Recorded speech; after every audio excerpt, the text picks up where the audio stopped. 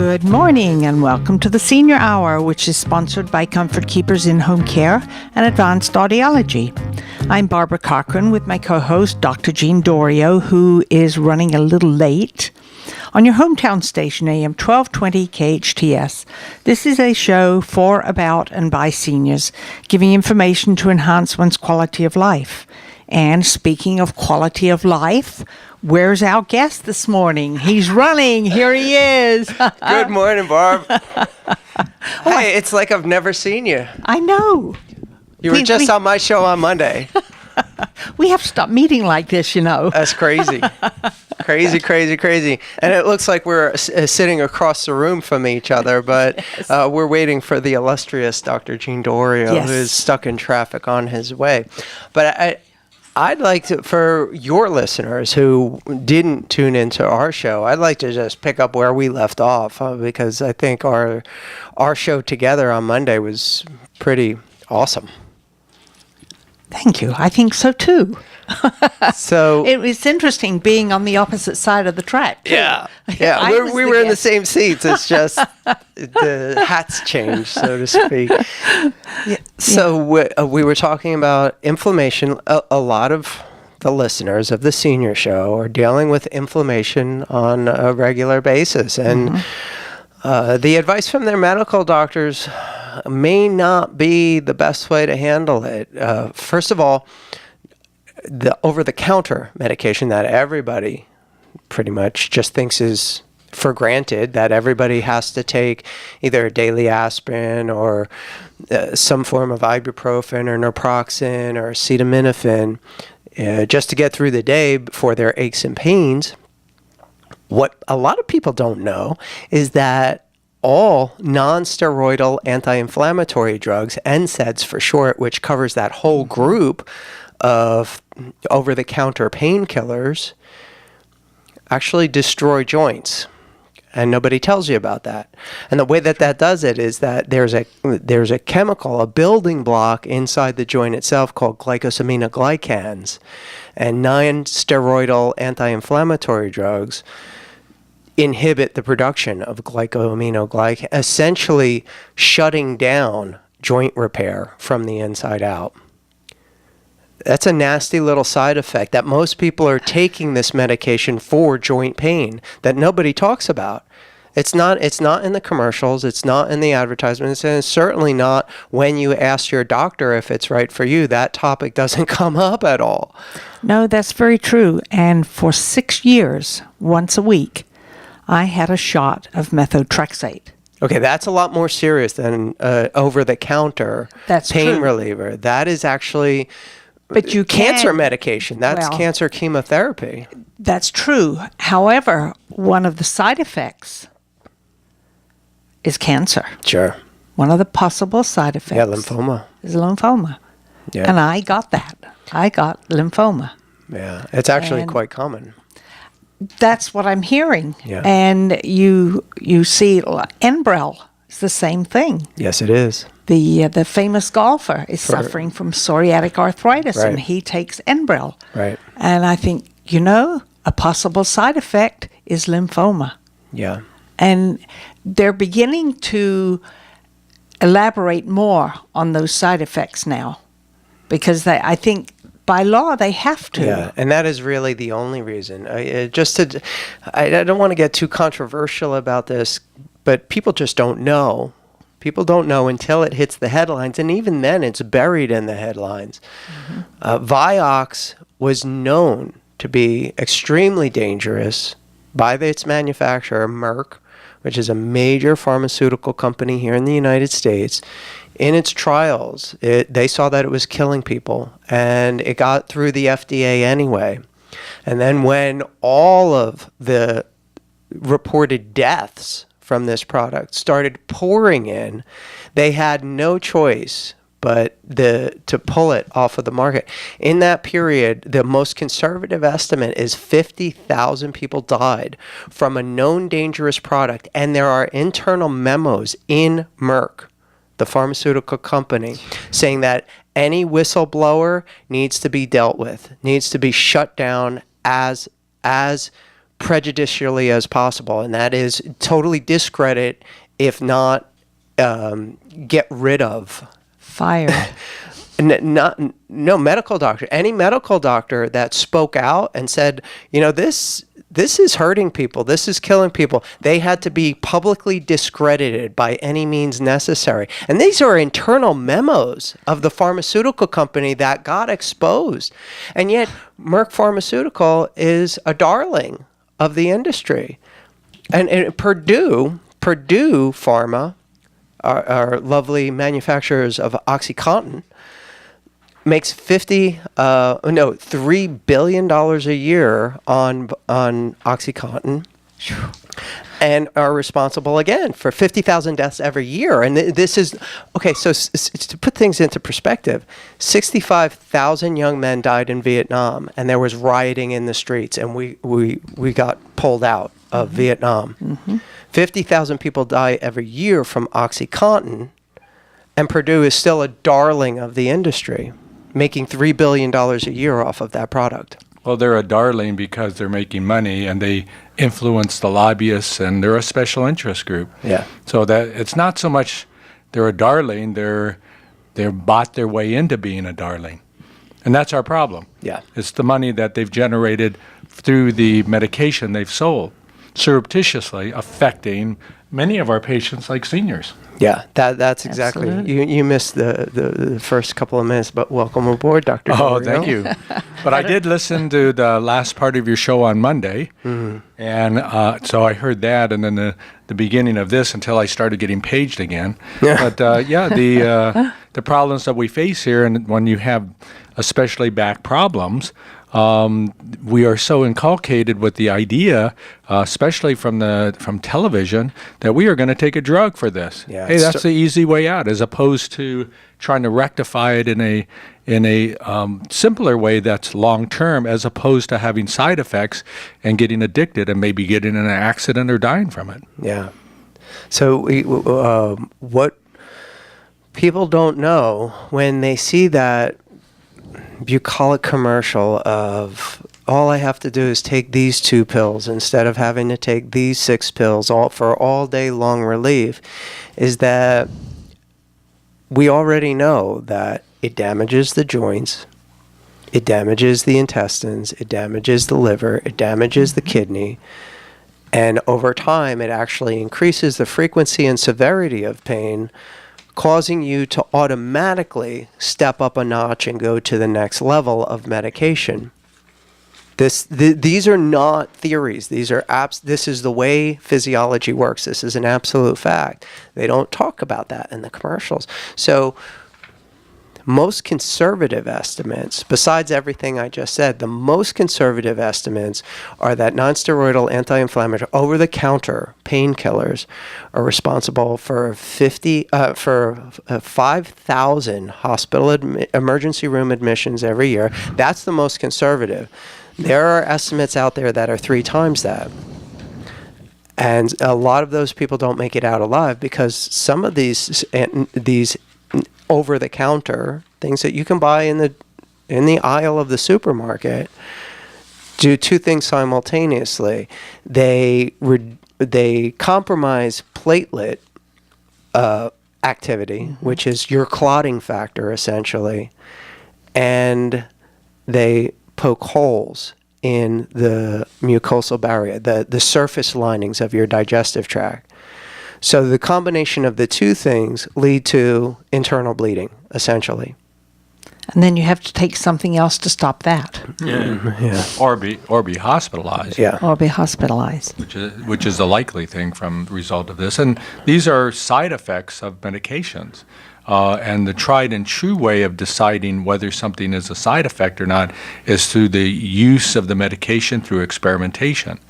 But of course, now what we're seeing a push toward marketing even more medication without the studies that are necessary for our people to be protected from these side effects. So we're, as physicians, we're going to be using medications in the near future that we really don't know a whole lot about. Right. And as doctors, we read the studies. That's been our mainstay, and looking up articles and seeing what the research says.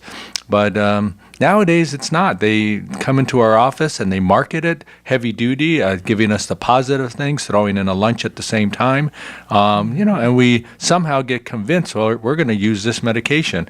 And of course, maybe your drug plan might cover it, but if it doesn't, then you're paying out of pocket. They'll give you a few samples to entice you, and you take it for a little while, and then you get their true prescription, and you're paying an arm and a leg, but also then having the long-term side effects from it. Absolutely. So we're going to see a lot of problems in the near future from the same topic, and the pharmaceutical companies are going to get away with continual marketing of these terrible medications, I think, that unfortunately have major effects on us.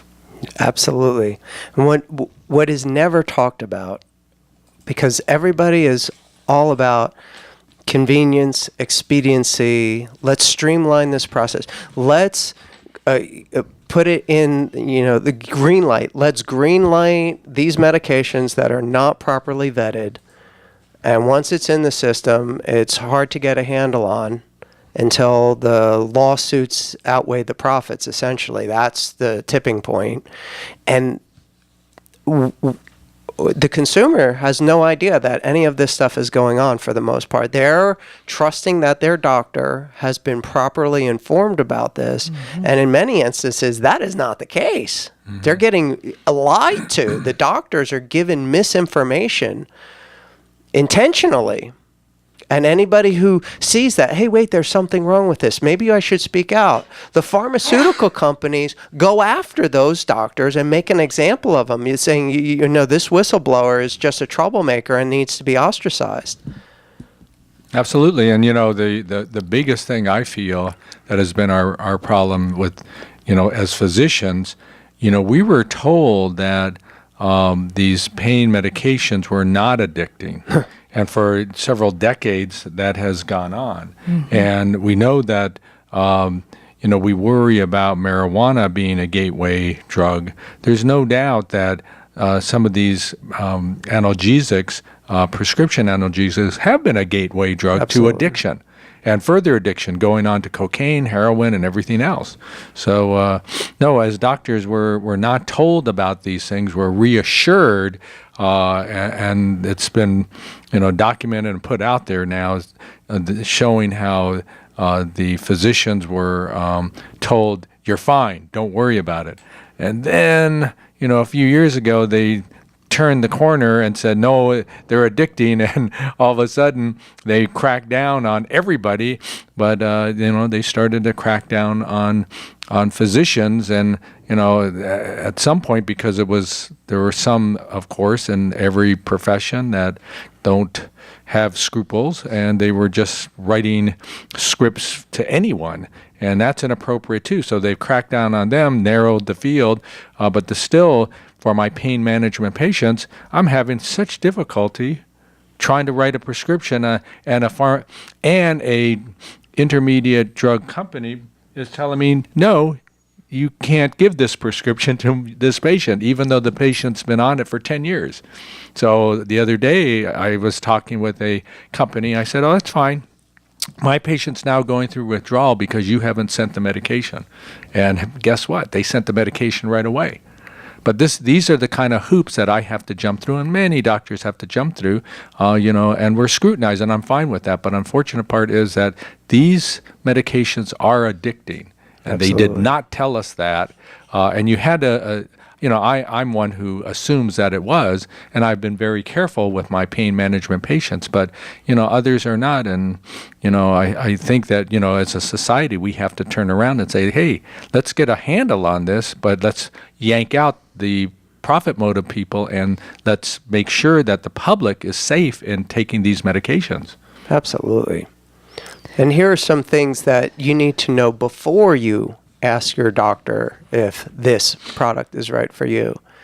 Within 2 weeks of a joint malfunction, what you would consider normal, stiffness in the morning, muscle tension, just everyday stuff. Within 2 weeks of that, there is evidence, according to Vitamin, who is responsible, he's a demigod in orthopedic surgery, according to him, nearly 40 years ago, and he is the one most responsible for getting orthopedic surgery patients up and moving as quickly as possible, because he found that immobilization, that non-movement, where people used to be bed rest and bracing and don't move it and all of this stuff, is about the worst thing you can do to a joint structure.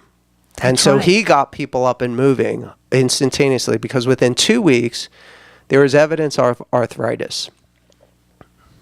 Within 2 weeks of this stiffness, the aches and pains that most people consider normal, there's evidence of arthritis. And it's not old age. You didn't age 40 years in 2 weeks. No, you just started to compromise the activity, the metabolic activity in the joint itself, and that leads to premature aging. Here's the scary thing. Within 3 months, it's not only affecting the joint, now it's affecting whole body physiology through some chemicals in the brain called catecholamines, which are the stress hormones, essentially. And they trigger many really rough things. They change the way that you metabolize sugars, proteins, fats. They change the way that you repair from injury. They change the way that your heart works and your blood pressure works, and even your thought processes and your emotions work. So within 3 months of a now chronic pain syndrome, you are chemically a different person.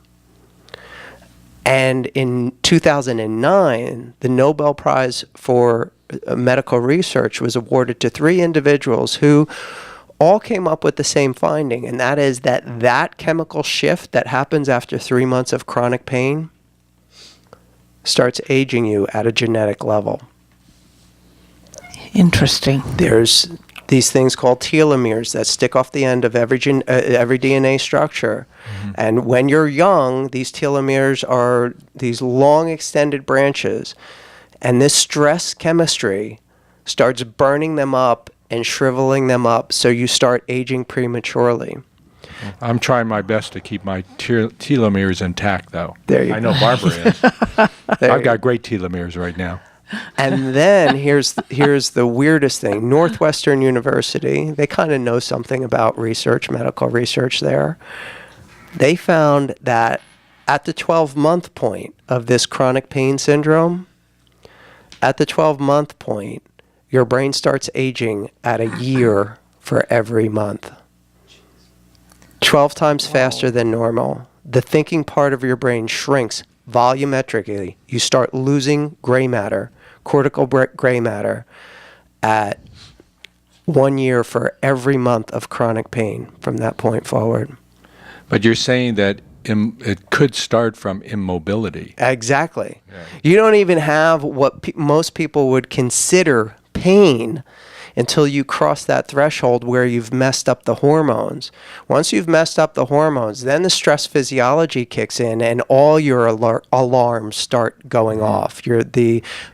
What you would consider, all right, this is no longer just daily aches or so forth. This is now pain. I have to deal with this in some way. Pain. Yeah. So if our listeners want to really enhance their telomeres, they got to get moving. That's what that says. It's Mobility is going to be key to how our seniors maintain their quality of life. Absolutely. And there's an interesting study that was done in Japan that when we get back from the break, I'll tell you about.